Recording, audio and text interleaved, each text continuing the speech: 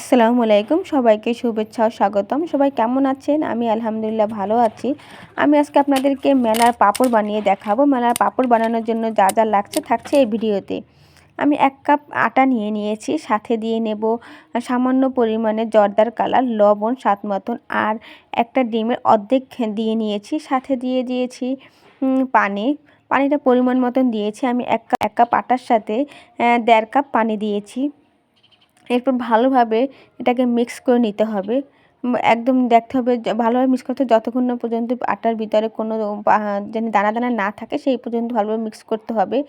এরপরে আমি একটা ছেনির ভিতরে তেল ব্রাশ করে নেব, কারণ এটার ভিতরেই আমি পাঁপড়টা রেখে শুকা দেব। এরপর আমি একটি খোলাতে তেল ব্রাশ করে যে ডোটা করেছিলাম সেই ডোটা দিয়ে একদম চিতই পিঠার মতন ভেজে নেব। এই সময় কিন্তু গ্যাসের তাপটা খুবই কম দিতে হবে, আর নয়তো কিন্তু যখন আপনি ব্যাটারটা দিবেন তখন কিন্তু এটা উঠে আসতে চাইবে। এই যে দেখতে পাচ্ছেন কিন্তু অল্প সময়ের ভিতরে কিন্তু আমার এটা হয়ে গিয়েছে। একদম চিতই পিঠার মতন পাতলা পাতলা করে ভেজে নিয়েছি। একদম পাতলা যে চিতই পিঠা করে ওইরকমভাবে ভেজে নিয়েছি। দেখতে পাচ্ছেন খুব সহজে কিন্তু হয়ে যাচ্ছে। এক এক করে আমি এখানে সব কয়টা ভেজে নিয়েছি। এরপরে আমি এটাকে রোদ্রে শুকা দেব। একদম 3 দিন আমি টানা 3 দিন রোদ্রে শুকিয়ে একদম কিন্তু কড়াকড়ি ভাবে শুকানো হয়ে গিয়েছে, দেখতে পাচ্ছেন। এরপরে এই যে আমি পাঁপড় করার জন্য এগুলো রেখে শুকানো হয়ে গিয়েছে। এরপর এটাকে আমি তেলে ভেজে নেব।